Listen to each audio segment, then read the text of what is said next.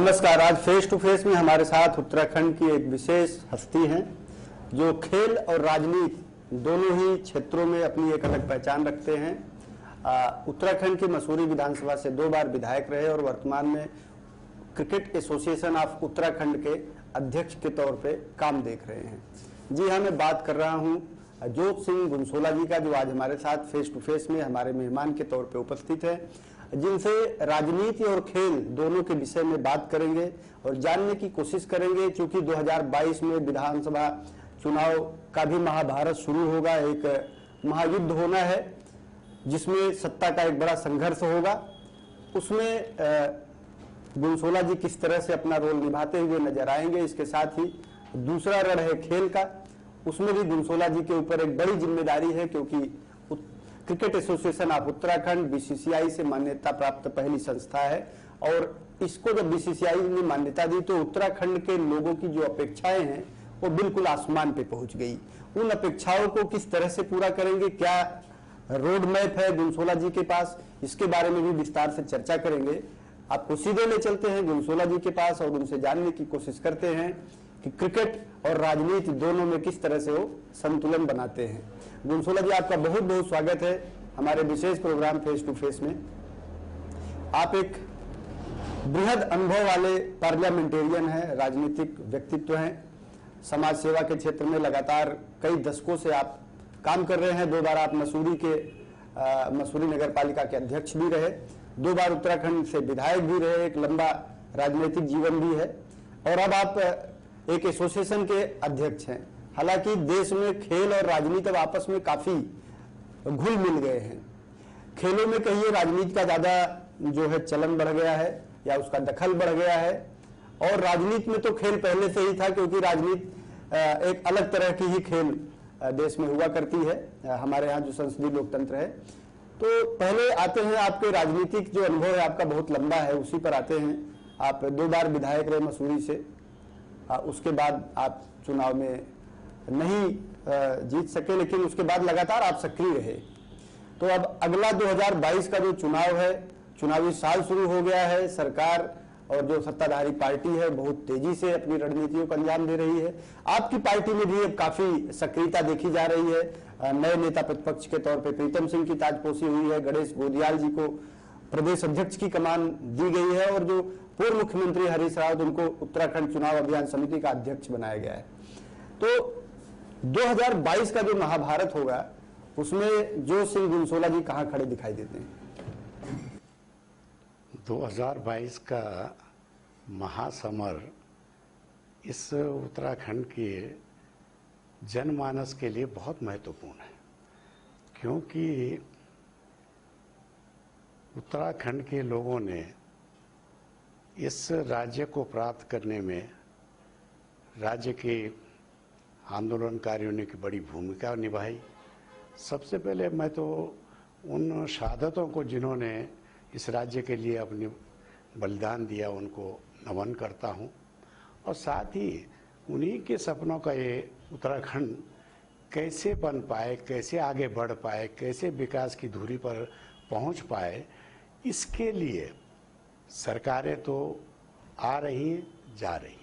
सरकार 5 साल अपना काम पूरा करती है फिर चली जाती है, लेकिन जो उत्तराखंड का जनमानस है वो ये मान के चल रहा है कि आज भी आवश्यकता इस बात की महसूस की जा रही है कि स्थानीय लोगों के लिए, नौजवान को शिक्षा, नौजवान के हाथ को रोजगार, नौजवान के हाथ यहाँ के लोगों के लिए अच्छी स्वास्थ्य सुविधाएं, ये तमाम चीज़ें एक ऐसा वातावरण तैयार कर रहा है कि आज भी हम इस समर में यही बातें लोग लेके चल रहे हैं कि आज यहाँ का नौजवान या तो पलायन की दृष्टि से जा रहा है या फिर उसके हाथ रोजगार नहीं मिल रहा है, और जो रोजगार लोगों को मिले भी थे वो इस कोरोना काल में उससे भी वंचित रह गए। और आज जो है पलायन की दृष्टि से रिवर्स पलायन जो है दिखाई दे रहा है। वो नौजवान जो दिल्ली में काम कर रहा था, जो बॉम्बे में काम कर रहा था, जो दूसरे राज्यों में स्टेटों में काम कर रहा था, वो कोरोना की इस महामारी के दंश को नहीं झेल पाया और वापस आया। वापस आने के बाद वो ठगा सा महसूस कर रहा है कि भाई उसके हाथ को, वो स्वरोजगार की बात कर रहे हैं लेकिन स्वरोजगार भी कहीं ऐसा उपलब्ध नहीं हो पा रहा है। वर्तमान सरकार अपनी जिम्मेदारी से पीछे भाग रही है।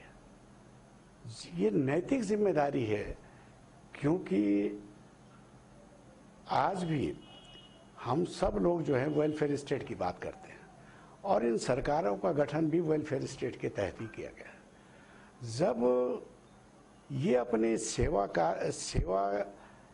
सुरक्षा की जो नियमावली है उससे जब पीछे भागकर जो ये समझने लगे हैं लोग बाग, जनप्रतिनिधि अपने को ये मानने लग रहा है कि वो कोई राजा और महाराजा हो गया, जबकि हम तो जनसेवक हैं।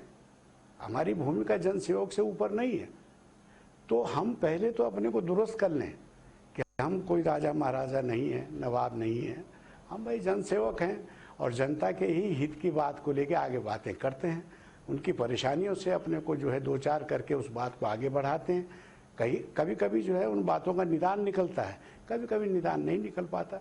तो लेकिन जो भी चुनकर आता है, मैं एज ए जनप्रतिनिधि चुनकर आता हूँ, तो मेरी नैतिक जिम्मेदारी है कि मैं अपने उस क्षेत्र की जनता के लिए हर समय तत्पर रहकर उनका सेवक के रूप में काम करूं। हाँ, बिल्कुल गुंसोला जी, जब लोकतंत्र की बात हो रही है और उत्तराखंड 21 साल का एक युवा राज्य कहा जा सकता है और जो वर्तमान में मुख्यमंत्री हैं वो भी बेहद युवा माने जा रहे हैं, अपेक्षाकृत सबसे कम उम्र के मुख्यमंत्री हैं अभी। और आपके साथ एक और विशिष्टता है आपकी, आप उत्तराखंड राज्य आंदोलनकारी भी रहे, आंदोलन करते हुए आप जेल भी गए। तो क्या लगता है कि उत्तराखंड आज 21 साल का जो उत्तराखंड है, क्योंकि आप पहली विधानसभा में भी निर्वाचित हुए और दूसरी में भी आप निर्वाचित हुए और ये तीसरी विधानसभा चल रही है, तो जो 15 साल 20 साल का समय है, 21 साल का समय है, उसमें जो आपके समय जब आंदोलन चला उत्तराखंड का कि आप उत्तराखंड बनाएंगे, तो उसमें क्या क्या चीजें होंगी, किस तरह से आप इसको संवारेंगे, सजाएंगे, वो चाहे रोजगार की दृष्टि से हो या पर्यटन की दृष्टि से हो या शिक्षा की दृष्टि से हो, तो कितना संतुष्ट आप पाते हैं खुद को कि जो 21 साल की उत्तराखंड की यात्रा है वह आप आंदोलनकारियों के सपने के अनुरूप है कि नहीं है? ये उत्तर प्रदेश से एक संकल्प पारित हुआ विधानसभा से, और वो संकल्प पारित हुआ कि विषम भौगोलिक परिस्थिति को देखते हुए उत्तरांचल राज्य के गठन की संतुति की जाती है। उसी पर जो है भारत की पार्लियामेंट ने जो है मोहर लगाकर कमोबेश संशोधन करके उसको पारित कर दिया। आंदोलनकारी चाह रहा था कि भाई समसामयिक जो जन सरोकार हैं उनका कहीं ना कहीं जो है सरकार में बैठे हुए लोग जवाबदार और जिम्मेदारी का निर्वहन करें। कभी कभी तो ऐसा महसूस होने लगा था उस आंदोलनकारी को, जब हमने एक संयुक्त जो है अभियान समिति बनाई और उस अभियान समिति में हमने अपने पार्टियों के झंडे एक किनारे कर दिए और ये कहा कि भाई जब हमको राज्य प्राप्ति हो जाएगी तब हम अपने अपने दलों की बात करेंगे, और बात वो हुई। लेकिन एक बात हमसे थोड़ी एक चूक हो गई। मैं आंदोलनकारी के रूप में जब जेल काट रहा था तो जेलों में प्रताड़नाएं भी हमको जो है जाते आते दी गई, लेकिन हमसे एक भूल बड़ी हो गई कि हमने 94 में बहुत बड़ा आंदोलन किया, शहादतें भी दी, जेल भी गए, सब कुछ हुआ। लेकिन हम 2000 आते आते जिस समय इस राज्य की स्थापना हुई 9 नवंबर को, तो हम उसके बाद सोते हुए चले गए। ये हमारी बड़ी भूल हुई। अगर हम उस 6 महीने साल भर हम और सशक्त हो जाते तो शायद जिस तरह का स्वरूप आज बन रहा है, तो कॉपी टू एवरी स्टेट है।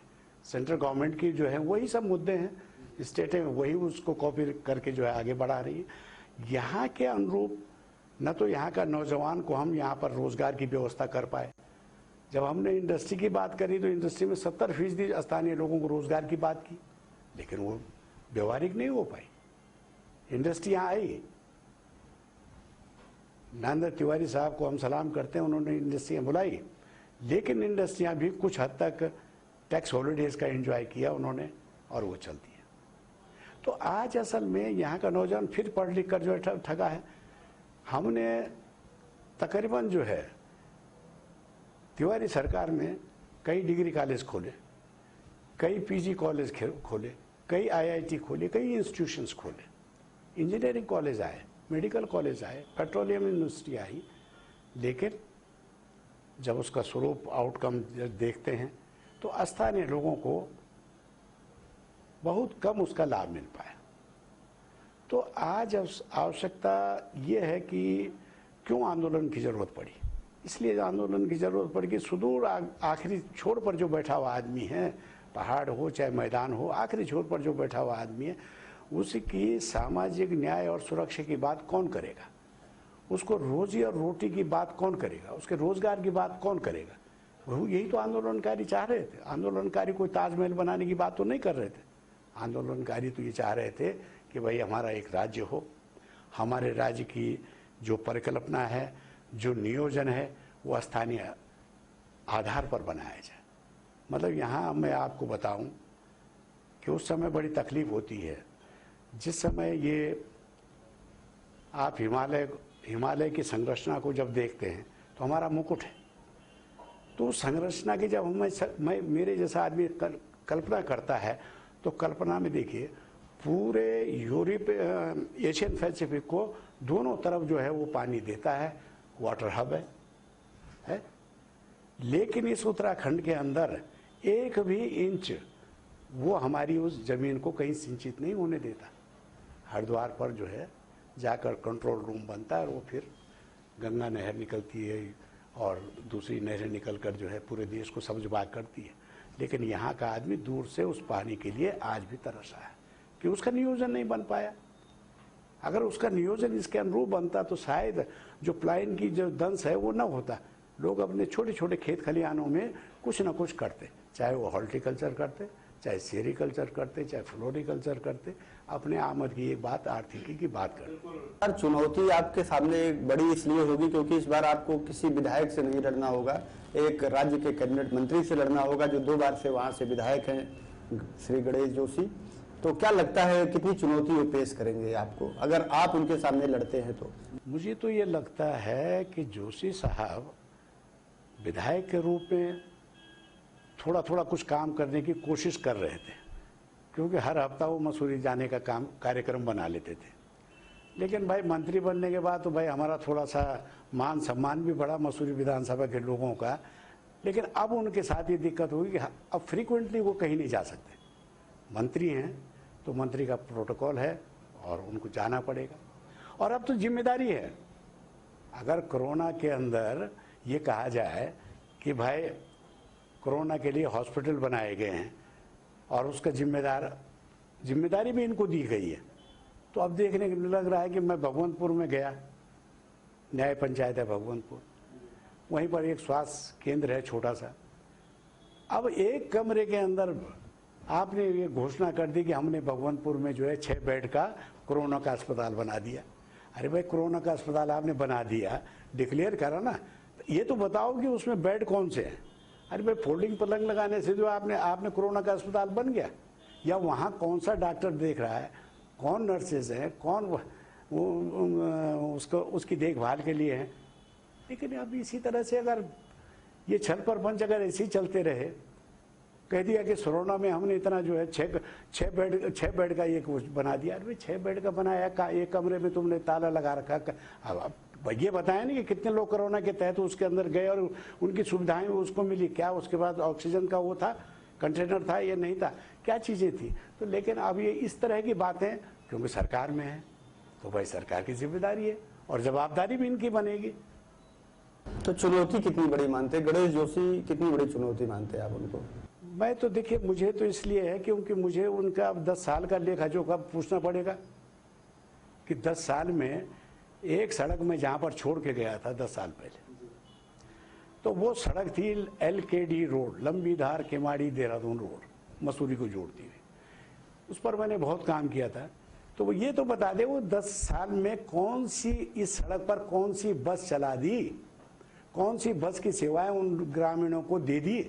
क्या अल्टरनेट रोड उसको मसूरी का घोषित कर देते? कुछ भी नहीं।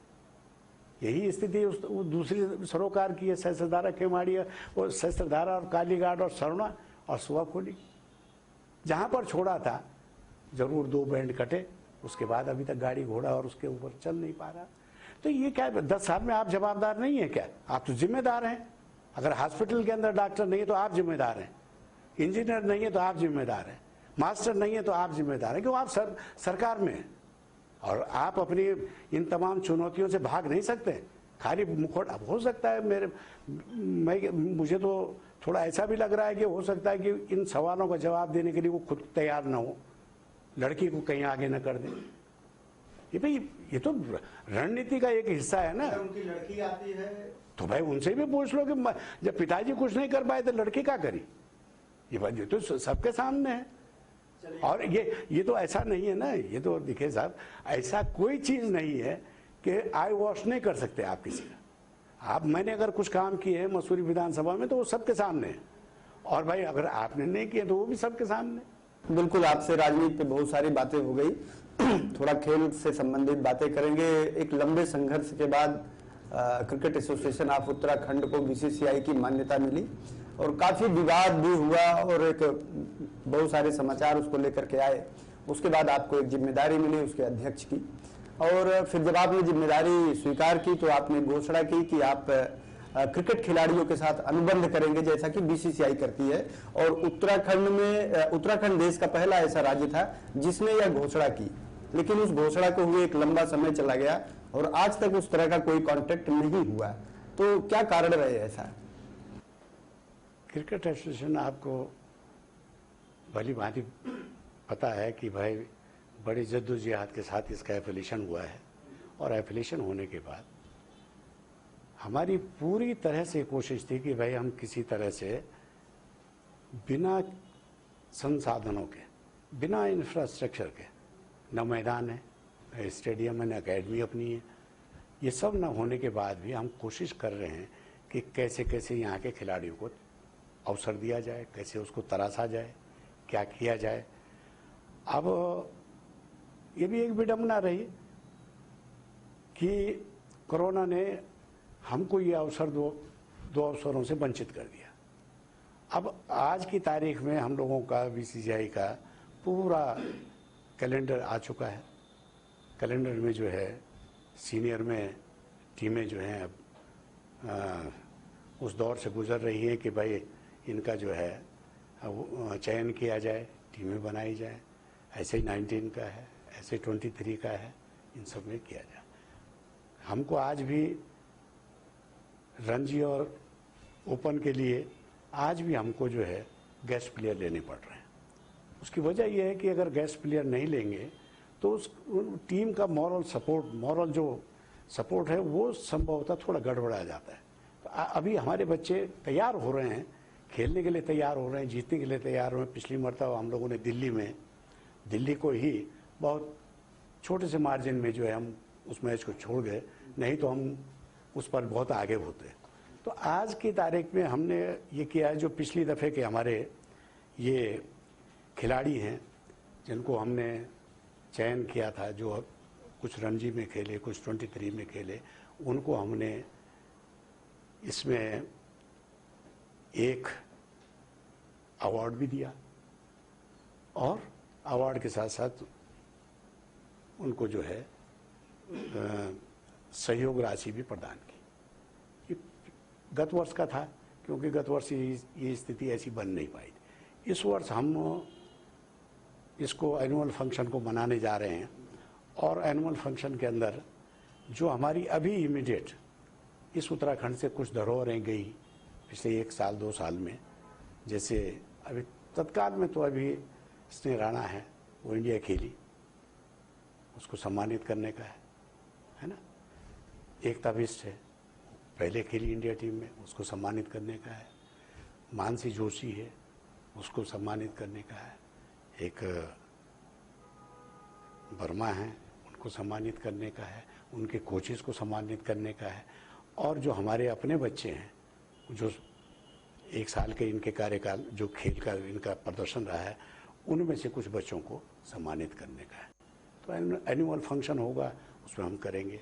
तो हमने अभी बीसीसीआई से ये रिक्वेस्ट किया है कि बीसीसीआई की जो है सीट्स जो हैं वो आएँ और उस फंक्शन में जो है उससे मॉरल सपोर्ट मिलेगी और बच्चों का उत्साह बढ़ेगा।